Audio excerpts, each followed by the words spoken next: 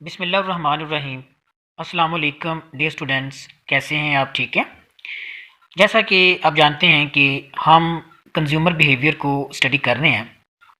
Consumer behaviour को study करने के लिए हमारे पास टू अप्रोचेस हैं।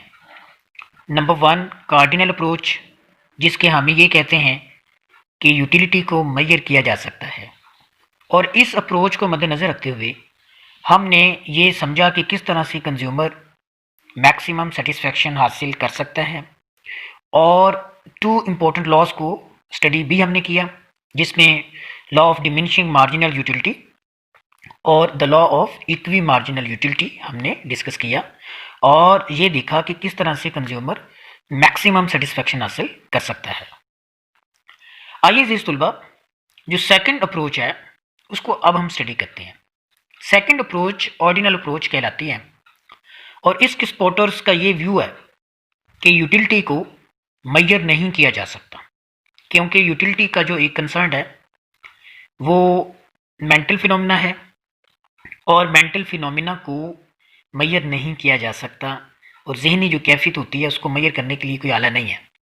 लिहाजा ये कहना कि यूटिलिटी को मेजर किया जा सकता है, it was totally wrong concept जो इस अप्रोच के हामी है। इसको ऑर्डिनल अप्रोच कहते हैं और वो ये कहते हैं कि कंज्यूमर अपनी सेटिस्फेक्शन के मुताबिक, अपनी नीड्स के मुताबिक जो यूटिलिटी होगी गुड्स की उसको रैंक्ड करेगा, उसको ऑर्डर्स देगा और जिस कॉम्बिनेशन में वो ज़्यादा यानी कि उसकी नीड्स होंगी तो वो उसको प्रेफर करेगा। बजाय ये कि यूटिलिटी को नंबर्स में पेश किया जाए, इन्होंने यूटिलिटी के रैंक्स बना दिए हैं, ऑर्डर्स उनको दे दिए हैं। तो आइए अब हम इसको स्टडी करते हैं। एग्जाम में इस तरह से क्वेश्चन आपको पूछा जाएगा, state and explain the indifference curve with the help of schedule and diagram. तो ये इस क्वेश्चन का कंप्लीट रोड मैप है, इसको आपने फॉलो करना है। First comes introduction, then comes definition, then comes assumptions, and the last one is the graph of indifference curve. अब हम इसको वन बाय वन डिस्कस करते हैं। ये इसका इंट्रोडक्शन है। The indifference curve indicates various combinations of two goods which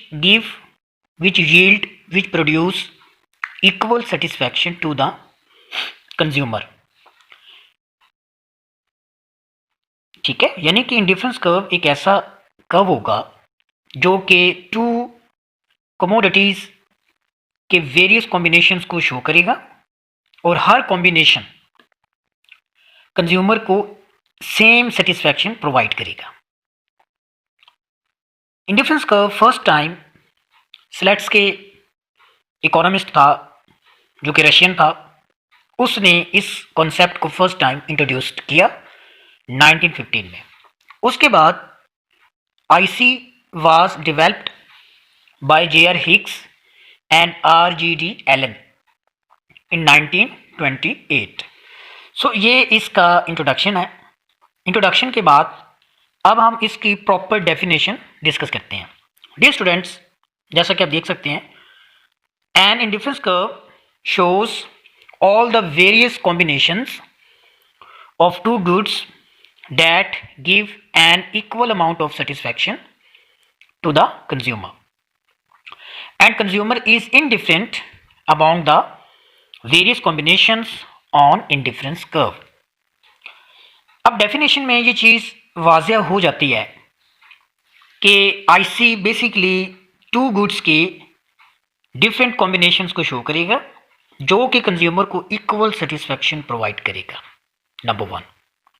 ठीक है, और जितने भी कॉम्बिनेशंस होंगी कंज्यूमर उनमें इंडिफरेंट होगा और कंज्यूमर किसी भी कॉम्बिनेशन को प्रीफर इस वजह से नहीं करेगा कि किसी में सेटिस्फैक्शन ज़्यादा होगी, बल्कि जिस कॉम्बिनेशन में उसकी नीड्स ज़्यादा होंगी, जिस कॉम्बिनेशन में उसकी जो वांट्स हैं वो ज़्यादा होंगी, वो उसको प्रीफर करेगा।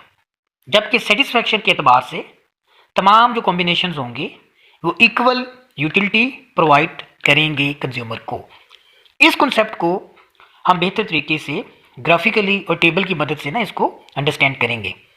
तो अब हम इसकी जो अजम्पशंस हैं उसको डिस्कस करते हैं।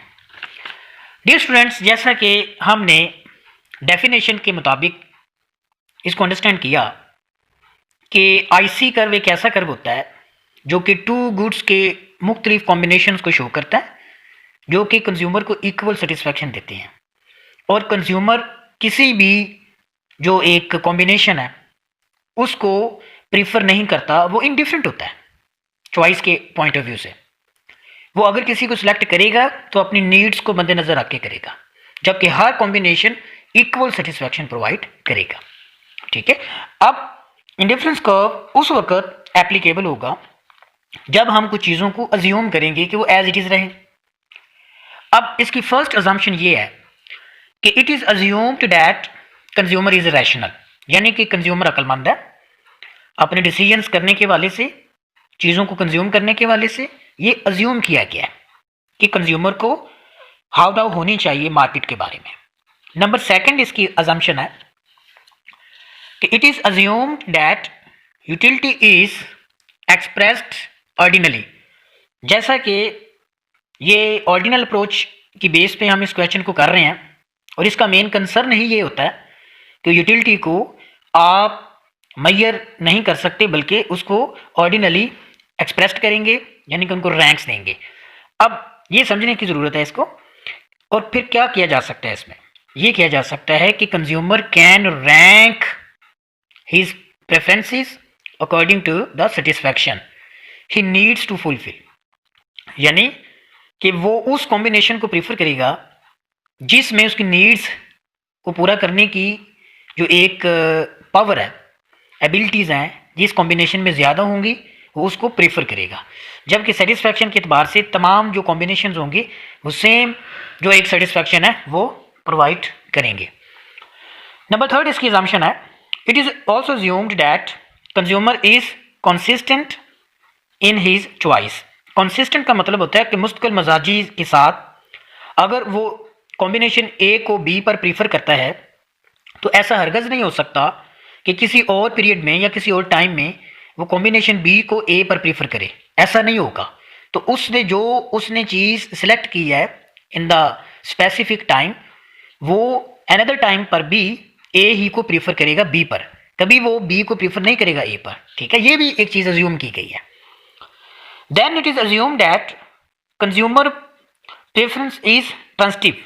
ट्रांजिटिव का मतलब ये है कि अगर किसी पर्टिकुलर टाइम में वो ए को प्रीफर करता है बी पर, और फॉर एग्जांपल अगर ए बी से ग्रेटर दैन है और बी सी से यानी कि ग्रेटर दैन है, या कंज्यूमर प्रीफर करता है ए को बी पर या वो प्रीफर करता है बी को सी पर, तो वो ए को सी पर भी प्रीफर करेगा, क्योंकि अगर ए बी से बड़ा है, बी सी से बड़ा है, तो हम कह सकते हैं कि ए सी से भी बड़ा है।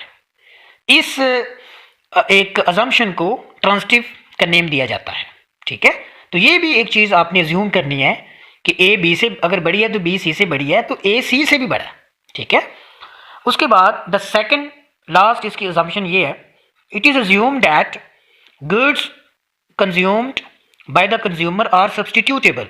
और डेफिनेशन में हमने ये चीज़ पढ़ी है कि टू गुड्स के वेरियस कॉम्बिनेशन होंगे, टू गुड्स के। ठीक है, अभी टेबल की मदद से आप देखेंगे कि जो टू गुड्स हैं वो एक दूसरे के साथ हम उसको एक्सचेंज भी कर रहे हैं, यानी कि वो सब्सटीट्यूट होंगे, एक दूसरे को हम एक्सचेंज कर सकते हैं। द लास्ट इसकी अजम्पशन ये है कि in the indifference curve analysis the principle of diminishing marginal utility is assumed. अब ये जो वर्ड डिमिनिशिंग है ये आप पहले भी आपको बताया होगा, मार्जिनल का भी आपको पता है, यूटिलिटी का भी आपको पता है, यानी कि जो मार्जिनल यूटिलिटी होगी वो डिमिनिश होगी। वो क्या होगी? डिमिनिश होगी। तो इस एक प्रिंसिपल की बेस पे ये जो कंप्लीट लॉ है वो इसके ऊपर वो एक बेस्ड करता है। इसको भी टेबल की मदद से हम अंडरस्टैंड करते हैं। आइए अजीज तुलबा, अब हम इंडिफरेंस कर्व को with the help of table discuss करते हैं। ये शेड्यूल है इंडिफरेंस कर्व का। ये first column, second, third and fourth and the last one. First column में कॉम्बिनेशंस को शो किया गया, सेकंड में गुड एक्स है जिसको बीफ कहा गया, एज्यूम किया गया। गुड वाई है जिसको मटन के साथ मटन है, एज्यूम किया। ये मार्जिनल रेट ऑफ सब्सटीट्यूशन है। अभी अजम्पशन में वो एक चीज़ हमें बता रहा था कि मार्जिनल रेट ऑफ जो सब्सटीट्यूशन है वो डिमिनिशिंग होगा, यानी कि डिमिनिश होगा, और इसी के बेस पे ये जो एक थ्योरी है वो बेस कर रही है, डिपेंड कर रही है। और हर जो कॉम्बिनेशन है, ये डिफरेंट कॉम्बिनेशन हैं, हर कॉम्बिनेशन कंज्यूमर को इक्वल सेटिस्फैक्शन प्रोवाइड कर रहा है। ठीक है, अब हम देखते हैं कि बीफ केजीज में है और मटन भी केजीज में है।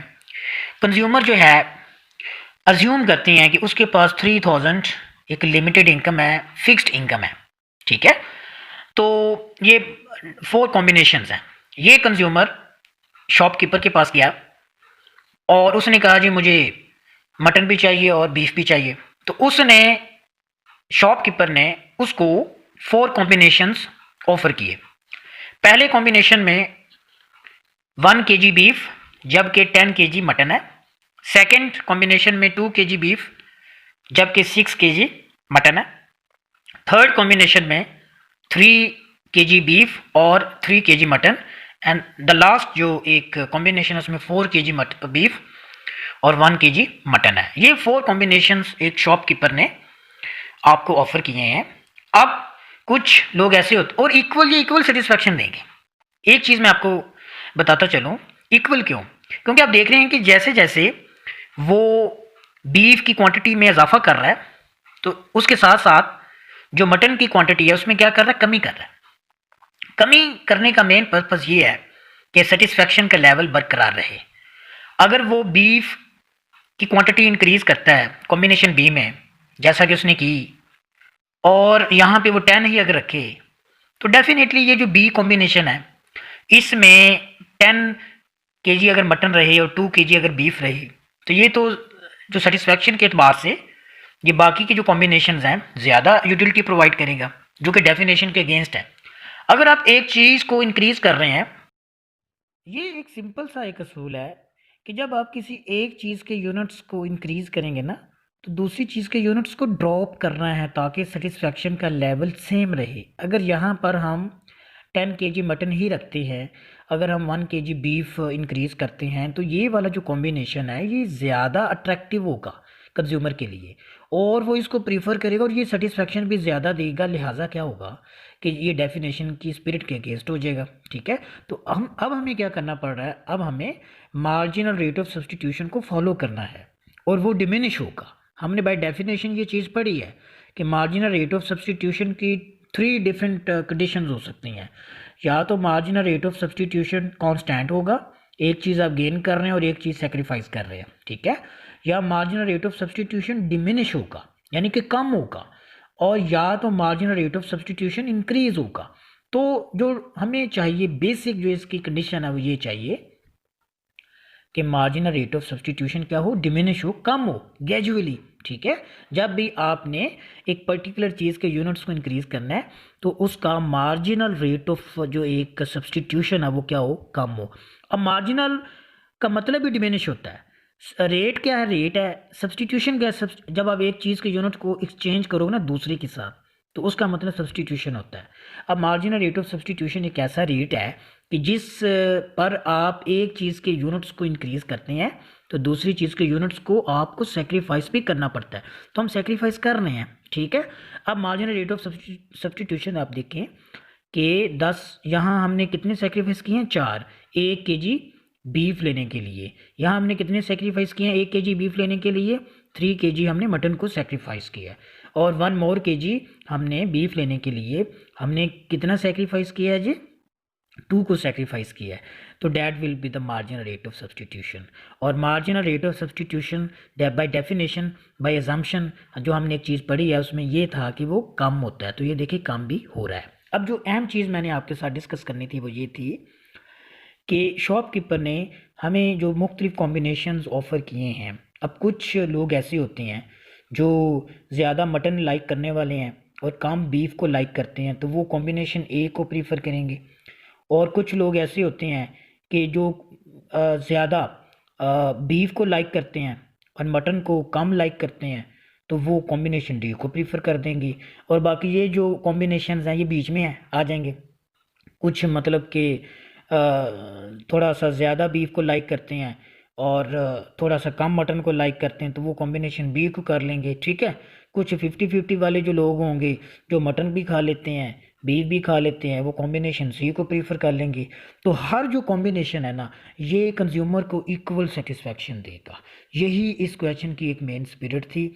और अब इस टेबल की ये सारी ना एक्सप्लेनेशन है तो ये आपने प्रॉपरली इसको करना है।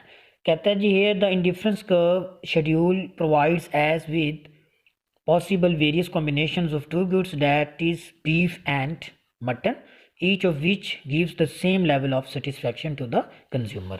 ओके जी, अब हम ग्राफिकली इसको ना अंडरस्टैंड करते हैं।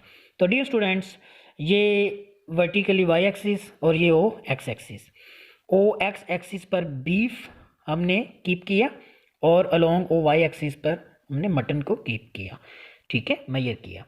तो अब आप ये देखिए कि जो मटन है वो ज़्यादा से ज़्यादा 10 है तो 2 के इंटरवल से हमने वो वैल्यूज़ को पुटअप कर दिया, ठीक है। और यहाँ पर हमने बीफ 4 तक है तो हमने 4 तक इसको मेंशन कर लिया। अब डेफिनेशन क्या थी इसकी, वो ये थी कि जो इंडिफरेंस कर्व होता है ये वाला वो टू गुड्स के लाइक बीफ एंड मटन के वेरियस कॉम्बिनेशंस को शो करता है, ठीक है। ये वेरियस कॉम्बिनेशंस हैं, इनको मिलाने से क्या होगा, इंडिफरेंस कर्व बन जाएगा। अब देखें कि सबसे पहले आपने पहला जो कॉम्बिनेशन ए है इसमें 1 kg बीफ है और 10 kg मटन है। तो ये देखें जी ये 10 और ये 1, ठीक है, और ये एक पॉइंट हमें गेन हो गया। उसके बाद सेकंड जो कॉम्बिनेशन बी है उसमें 2 kg बीफ है जबकि 6 kg मटन है। अब ये देखिए मेरे ये आ गया, ठीक है जी, ये बी पॉइंट हमें मिल गया, ओके। उसके बाद थर्ड पॉइंट पे हम आए थर्ड कॉम्बिनेशन में तो 3 kg मटन और 3 kg beef and so on. और ये डी कॉम्बिनेशन में आए तो 1 kg मटन और 4 kg बीफ।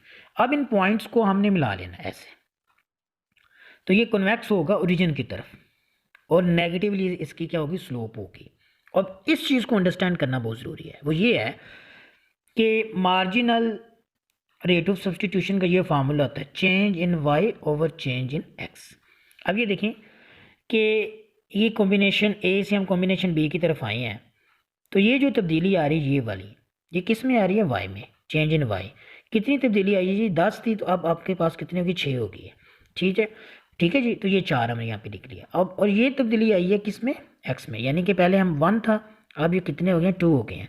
तो इस बी में तो ये जो एक तब्दीली आई है ये किस में आई है, चेंज इन एक्स में आई है। तो 4 और 1 यानी कि 4/1 ये मार्जिनल रेट ऑफ सब्सटीट्यूशन।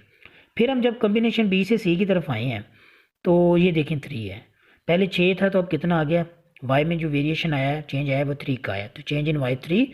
जबकि यहाँ से हम यहाँ पे गए तो चेंज इन ये चूँकि एक्स है तो चेंज इन एक्स कितना आ गया जी, 1। तो इसलिए 3 1 और सो ऑन। लास्ट जो कॉम्बिनेशन है आप यहाँ से यहाँ तक आए हैं तो ये 2 का वेरिएशन आ गया, चेंज आ गया वाई में, ये देखें चेंज इन वाई 2।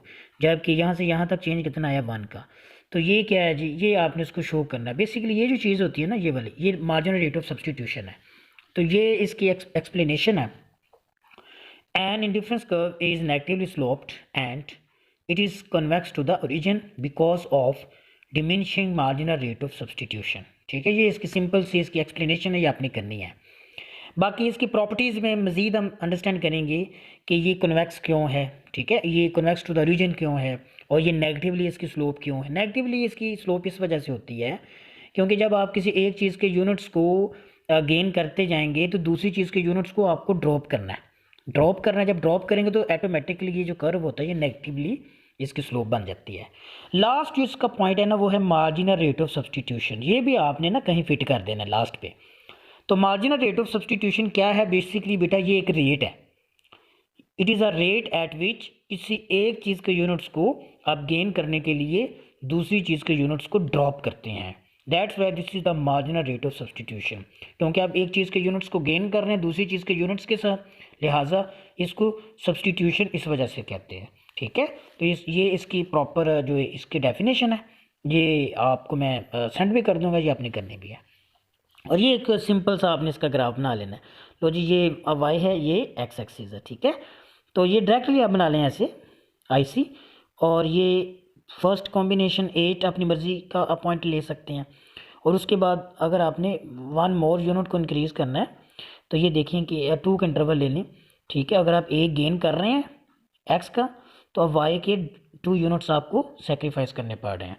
तो ये देखिए ऐसे ऐसे कर लेंगे तो ये क्या हो जाएगा, मार्जिनल रेट ऑफ सब्सटीट्यूशन हो जाएगा। ठीक है, तो लीजिए नाजरीन, मुझे इजाज़त दीजिए, अपना ख़ास ख्याल रखिएगा और चैनल को ज़रूर सब्सक्राइब करें और इसको शेयर भी करें। अल्लाह हाफिज़।